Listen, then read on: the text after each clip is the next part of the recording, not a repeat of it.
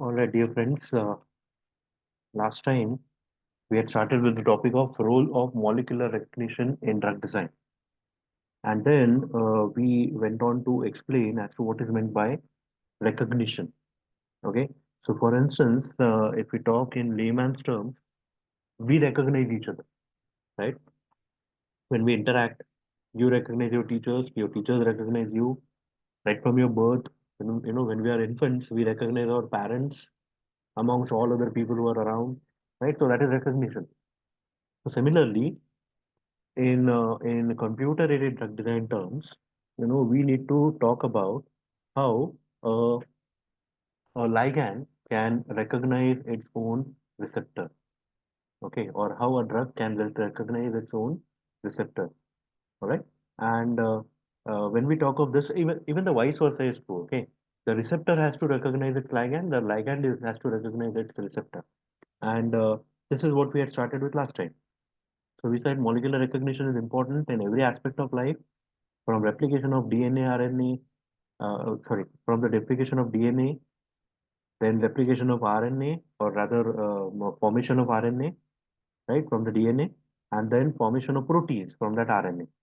So transcription, translation, right, right up to the assembly and integrity of complex multicellular organisms such as we, the human being, and the drugs which may modify any of these life processes also derive their actions by absolute control of molecular recognition. So molecular recognition is very, very important when we talk of drug action. Understanding the underlying physical basis. So in our previous lecture, we also talked about quantum mechanics and molecular mechanics, right? And we said that these are the theories of physics that are used in the calculations, various calculations of binding affinities as well as various other physicochemical properties, right? So, underlying the physical basis for an association between drug and the receptors is the ultimate task of drug design, so that new affinities and of new drugs can be predicted, so that the affinities of new drugs can be predicted. So, with how tightly the ligand is binding to its receptor, the first point is it should bind, right? Once it binds, then the other part comes in, whether it will be an antagonist or whether it will be an agonist, and whether it will enhance the action or whether it will, inhibit the action of the biological response that is related to the receptor, right? So binding is what is important. Binding के लिए what is important? Physically, the ligand and the receptor have to come close together, right? So this is a challenge that requires detailed knowledge of the physical forces that comprise of the drug receptor interaction and an understanding of the thermodynamics of the association. So we need to understand how, via which kind of forces of attraction the ligand is binding to its receptor, and then we need to understand the thermodynamics. Once a ligand binds to its receptor, what is the change in the free energy of the system? See that ligand, along with the water molecules that are associated near the receptor, along with the ions that are present near the receptor, and the receptor itself, all of it is going to comprise of the that particular system, right? So the thermodynamics of the system need to be considered. So if a ligand is binding to its receptor, okay, it is binding to its receptor. Sorry. So what will happen is when the there see when we talk of a physiological receptor, there are water molecules that are associated with the receptor. Okay, so there will be some water molecules present over here. There will be some ions that are present over here, right? So all of these would be perturbed. All of these would be disturbed once a ligand comes in. So if a ligand is to bind this way, it is good, definitely going to displace this water and the ions that are present near the receptor. So what is it doing? In other words, it is changing the thermodynamics of the system. Okay. So ये जो system है इसका पूरा thermodynamics we need to understand. And the other thing is what type of forces of attraction. So whether it will be ionic forces or it will be van der Waals forces or it will be covalent bonding. Sometimes it happens, right? Covalent bonding is also involved for some of the drugs. So that is what we need to understand. Okay. So, ultimately we have to determine the strength of the drug receptor interaction by kind of predicting the binding affinity of the ligand with the with its receptor. Okay. So this is actually a challenge.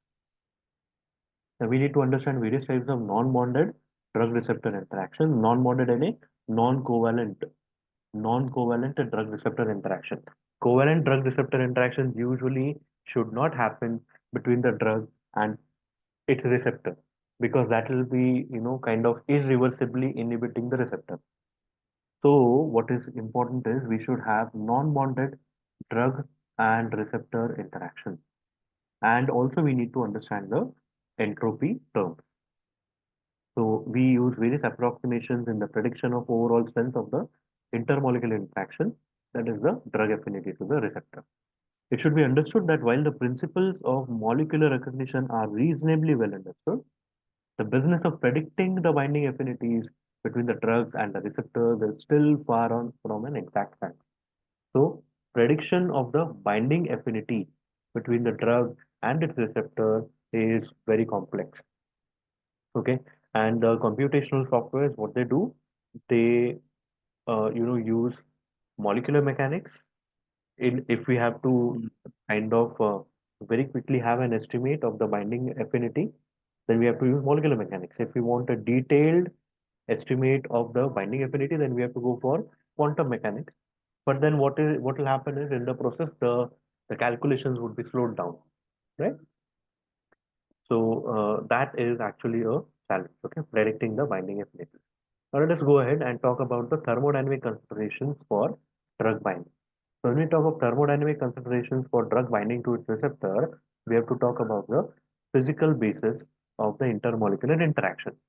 The physical basis of the intermolecular interactions are governed by enthalpic contributions and entropic contributions. Okay, enthalpic contributions and entropic contributions. We all have studied the Gibbs free energy change equation, right? And that talks of enthalpy contributions in terms of delta H, right? In terms of delta H, and entropic contributions in terms of S, yeah, delta S, change in the entropy of the system, right? So this is something that we need to understand. Enthalpic contributions can be electrostatic interactions like ionic bonds, charge dipole, and dipole-dipole interactions, higher order multipole interactions, inductive interactions, dispersion forces, hydrogen bonding. Okay, and there can be steric interactions as well. So steric interactions can be in terms of short range repulsive forces, namely the van der Waals forces of attraction or repulsion. Okay, and then entropic contributions is nothing but we have to talk about the translational and rotational entropy, the hydrophobic effect, the solvent reorganization. So as I was talking about this 2 slides back, when a drug is about to bind to its receptor, it is going to displace the solvent that is there present around the receptor, yani ki water in physiological conditions. Then it might have some effect on the ions that are there, and then the receptor mobility may be restricted, or the receptor might undergo a conformational change in order to kind of adopt to the structure of the ligand, or the ligand might itself undergo a conformational change in order to bind to the structure of the receptor. So that all of these factors are going to change the entropy of the system, right? Then the total energy of intermolecular interaction is another thing that we need to understand, and that can be calculated using the free energy perturbation and partitioning methods. So this is what we'll stress upon today, okay? And then we'll also talk about a bit on the total energy of intermolecular interaction that can be calculated using free energy perturbation and partitioning methods. Okay, and then we can also estimate the individual group components in ligand receptor interaction and their cooperativity. So for example, if a receptor has a positively charged region in the active site, and the ligand has a negatively charged region, okay, or a negatively charged functional group, then they will definitely have attractive forces in between them. But on the other hand, if the receptor has positive charge and the ligand also has a positive charge on it, then what will happen? There will be kind of repulsion. So that means what? In this case, there is cooperation, but in this case, there is non-cooperation. So that is what we are talking about, cooperativity between the individual functional groups. Okay, so that can be used in intrinsic binding energy calculation. Active site mutagenesis is something that can be done to calculate the functional group contribution. Okay, individual functional group contribution. Like for example, if we are talking of a protein interaction. Okay, and then say suppose we know that this is a protein, this is another protein, and they are interacting via some particular amino acid. Okay, say suppose this is phenylalanine and this is glycine, and so on and so forth. So what can we do? We can mutate, we can change one of these residues. Okay, so for instance, this phenylalanine can be substituted by something like any other tyrosine or any other, or we have those amino acid, right? So any of those amino acids can be substituted in the place of one particular amino acid, and then we can see as to what is the effect on of this substitution or this mutation on the binding of these two proteins. Okay. So if the binding increases, then that is positive cooperativity.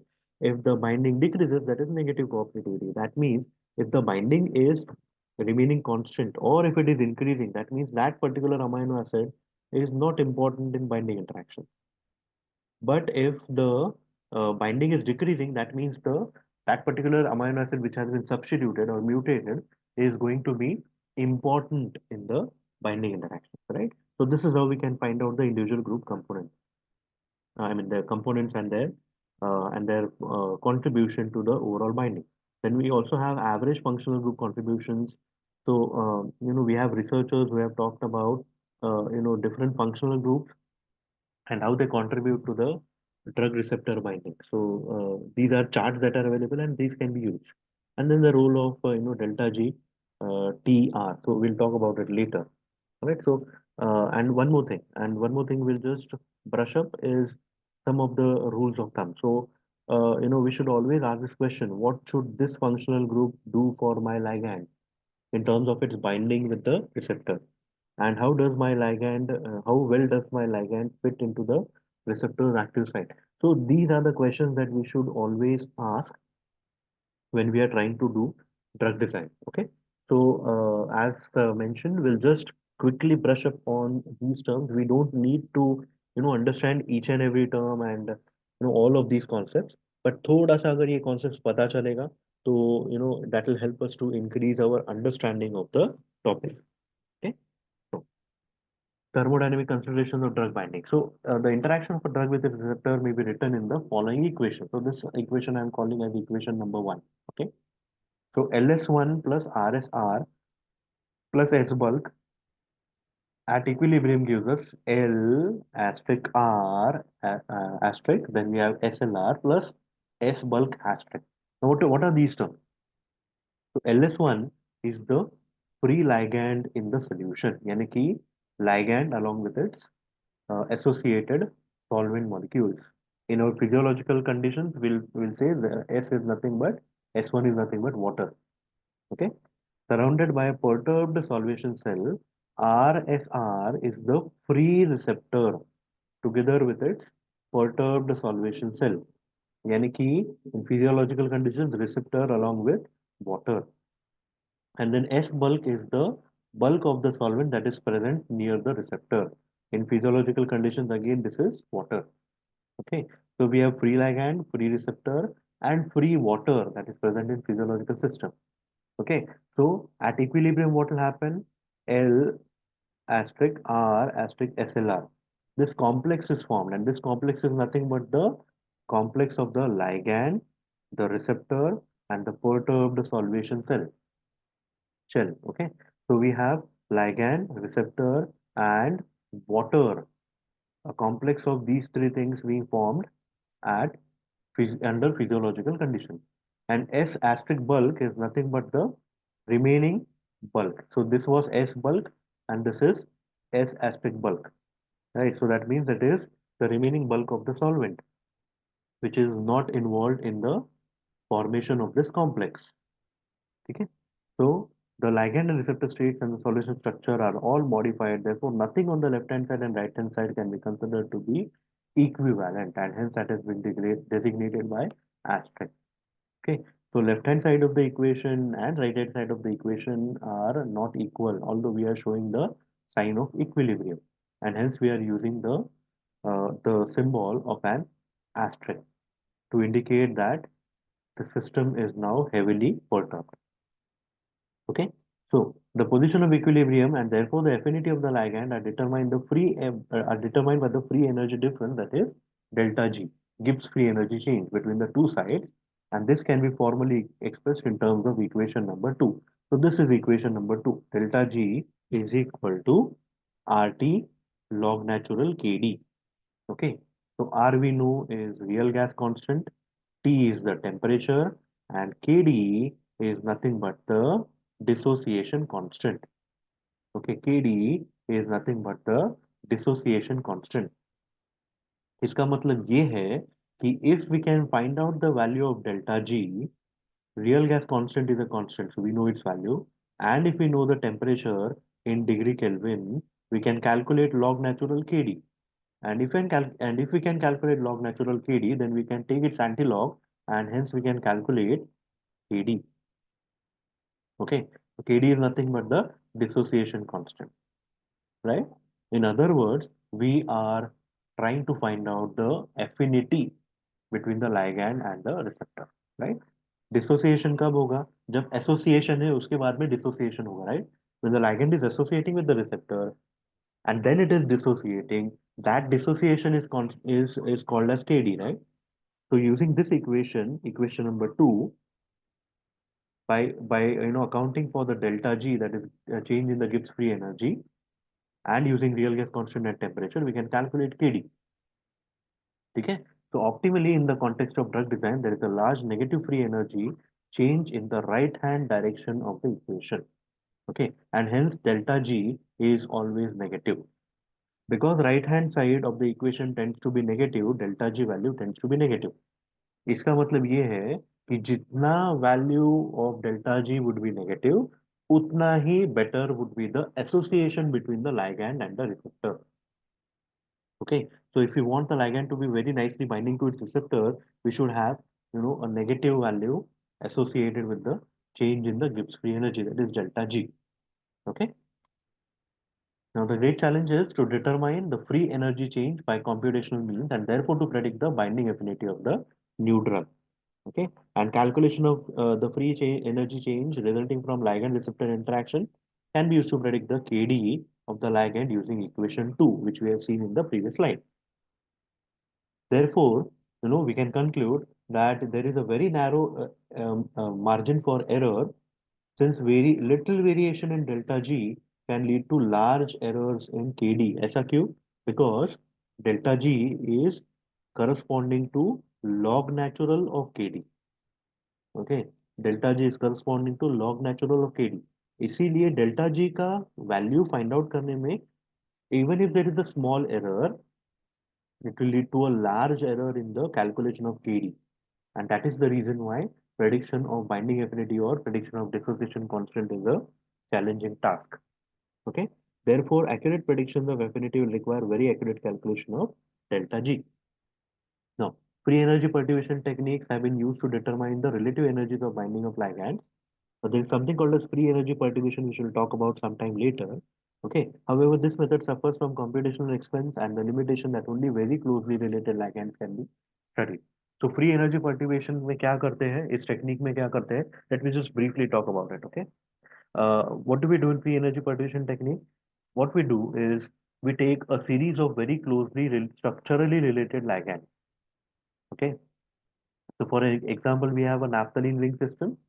Okay, and all of the ligands have this naphthalene ring system in them, and then they have very little variation in the structure. Maybe किसी का position number 1, position number 2, position number 7, 8, different positions पे they are just substituted differently. Otherwise, they are structurally very close together, right? So such kind of structures only can be subjected to free energy perturbation. Okay, and then when we do this free energy cultivation, these techniques are computationally expensive. That means it will take lots of time to calculate the values.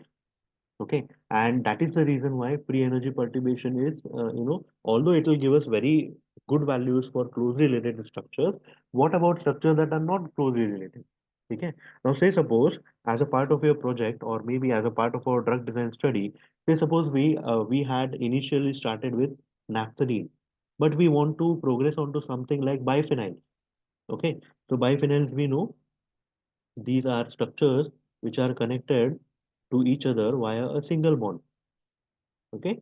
Now here also we have two rings. Here also we have two rings. But look at the way they are connected to each other. Now we cannot use free energy perturbation for our studies because these are structural different from these biphenyls are structural different from the naphthalene, right? So what do? We have to have some other way of calculation because every time we cannot have the same structurally related ligand. Then what will happen? We'll not be able to design novel structures, right? अगर हर बार हम लोग सिर्फ closely related structures ही देखते रहे, study करते रहे, right? So since the free energy change can also be related to the enthalpy that is delta H and entropy change that is delta S for the equilibrium, we can use the equation 3 now. Okay, equation 3 is this one.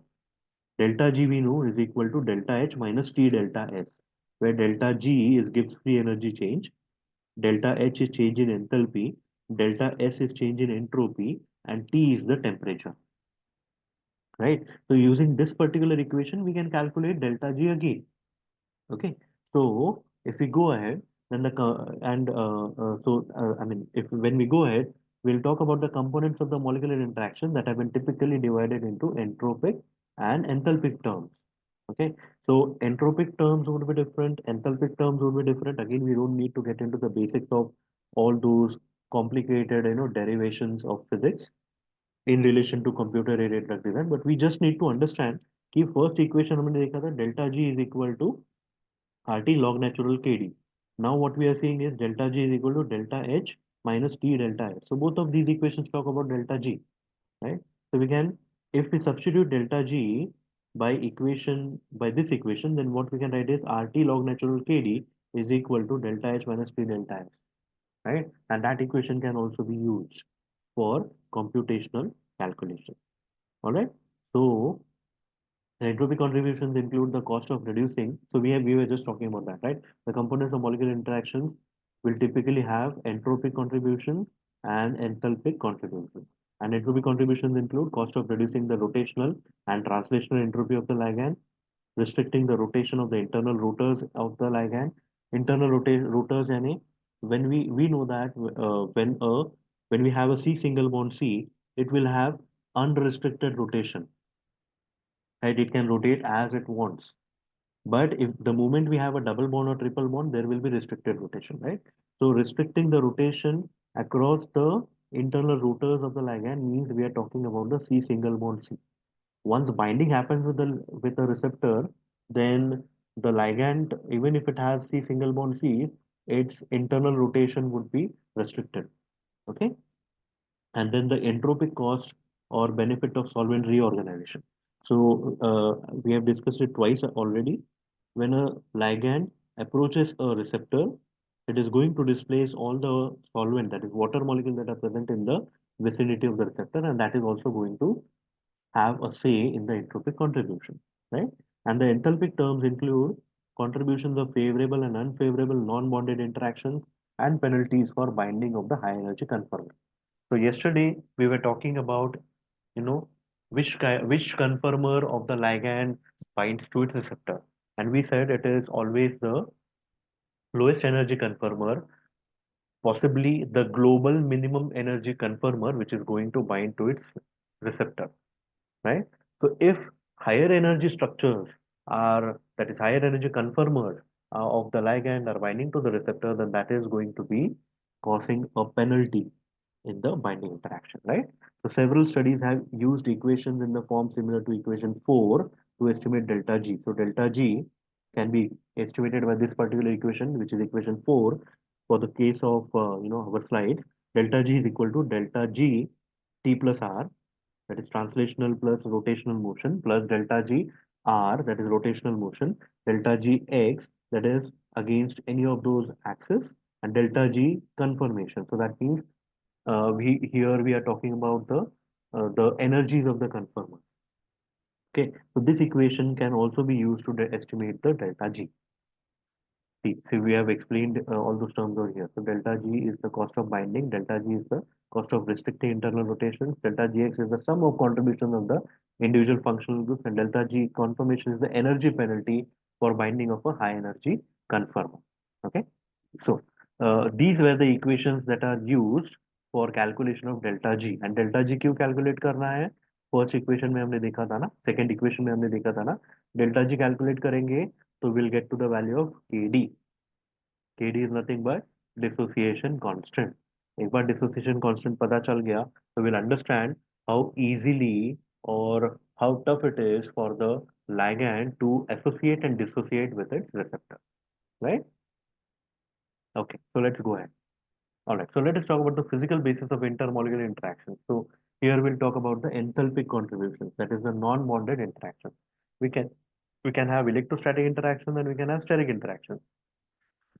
Electrostatic interactions will include ionic bonds, which are nothing but electrostatic or Coulombic interactions, which we'll talk about in one more equation that is going to come up. Then we have charge dipole and dipole dipole interactions. We have higher order multipole interactions. Multipole यानी when we have more than two charges. Okay, dipole कब कहते हैं? When we have a positive charge and a negative charge associated with the same ligand. But we have more than two charges, then it will be referred to as multipole. So higher order multiple interactions, then inductive interactions, dispersion forces, hydrogen bonding, and then steric interactions may we have short range repulsive forces or the van der Waals forces of attraction and repulsion. Okay, now we know that there is something called as van der Waals radius. Okay, so when a ligand is trying to bind to its receptor, to some extent it will be, it can move close to the receptor, but after a certain level of closeness, the ligand would no longer be able to move further closer to the receptor. Okay, and why does that happen? Because then the van der Waals forces of attraction are overcome by the van der Waals forces of repulsion, and hence repulsion occurs. Okay, so there is always an optimum distance that the ligand will have when it is binding to the receptor via non-bonded interaction. Okay. And entropy contributions, we have already talked about translation and rotational entropy, hydrophobic effect, and solvent reorganization. And then total energy may we'll be talking about free energy partition and partitioning method. All right. So electrostatic interactions are the net result of the attractive forces between positively charged nuclei and negatively charged electrons that are present in the two molecules. यानी कि ligand का कोई भी atom and receptor का कोई भी atom, okay, and then the positivity that is contained in the nucleus of either of these two atoms and the negativity that is contained in the electrons in of either of these two atoms. So that is nothing but the electrostatic interaction. And then the attractive forces between these opposite charges leads to three main types of bond. We have charge dipole, and dipole dipole type of interaction. Okay, so if we have perfect positive and negative charge, that will be called as charge. If we have a perfect positive charge but maybe a delta negative and a partial negative charge, that it will be a charge dipole interaction. Okay, and if we have a delta positive and delta negative type of interaction, then that will be a dipole dipole interaction. Okay. So ionic bond. So this is equation number 5 that we are talking about. So the strength of any electrostatic bond is given by the equation capital letter E is equal to Qi Qg upon epsilon Rij, where Qi and Qj are the charges which are separated by a distance of Rij in a medium of dielectric constant epsilon. Okay, and this equation is used for finding out the ionic interaction. Okay, one thing to be noted is the electrostatic interaction is inversely proportional to the Rij, यानी कि distance between the two molecules or the two charges rather. Okay, so that means as the distance increases, electrostatic interaction would as the distance decreases, electrostatic interactions would increase. As the distance decreases, electrostatic interactions would go down. All right.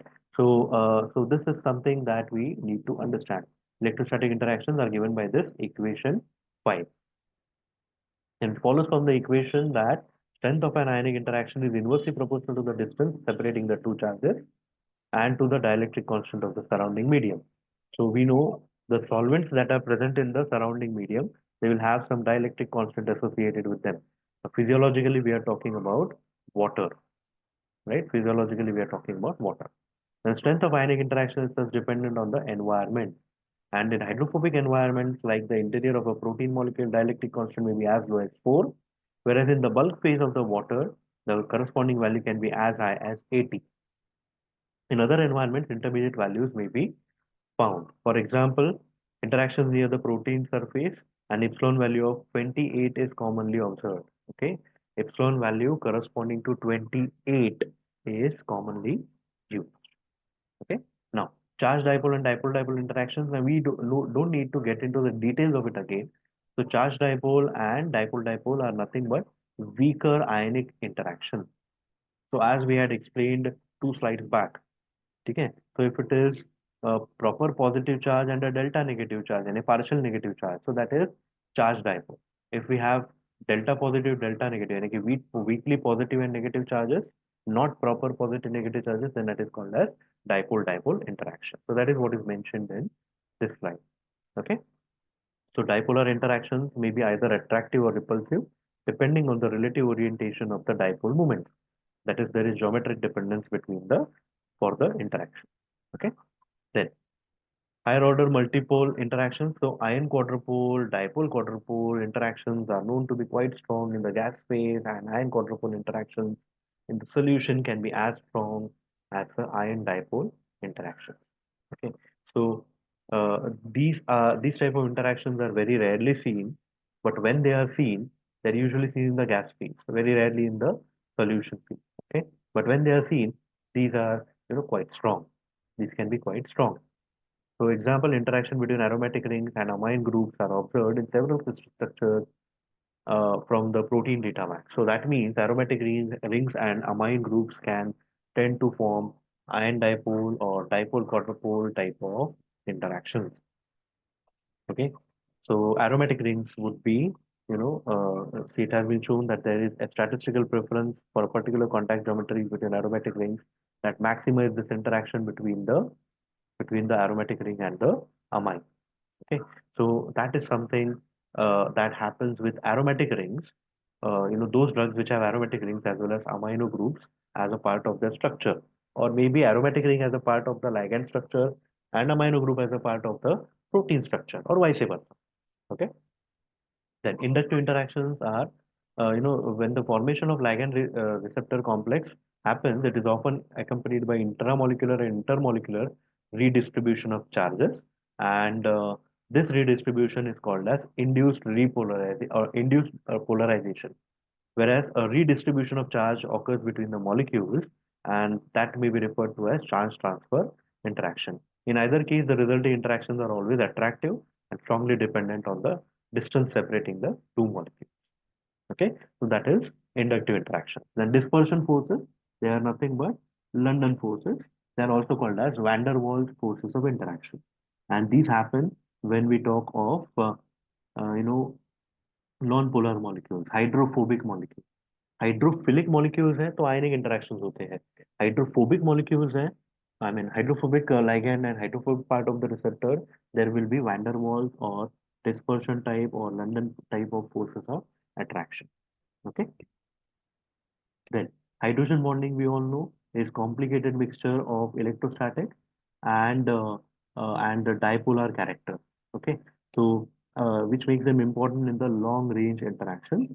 And they hydrogen bonds, we know, they play an important role in aligning the molecular components of a biological system. So every time we have a hydrogen bond donor and a hydrogen bond acceptor, like for example NH2 group, okay, when they are near to each other, there will always be formation of a hydrogen bonding, okay, hydrogen bond.